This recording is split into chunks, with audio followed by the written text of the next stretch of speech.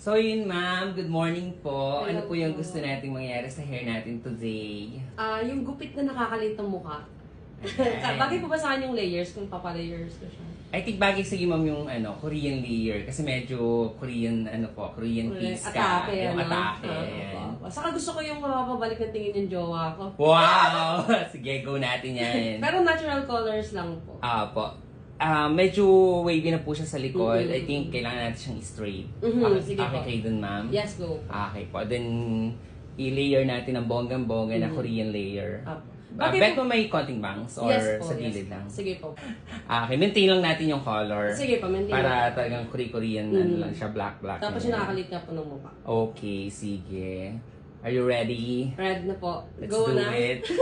So, ayun ma'am, we're done na po sa inyong hair treatment na, ayan, na meron ding hairstyling. Ayan. So, how is it ma'am? How do you like your new transformation? Yeah, perfect siya kasi nakakabagets. So, then ang lambot-lambot po niya para siyang hindi lang treatment. So, thank you so much po. Here. Yes po. Thank you. Di ba may pabangs ka dyan? Panghugis bigas na Bagets. face, di ba? Sino sasabi mo kay face mo dyan?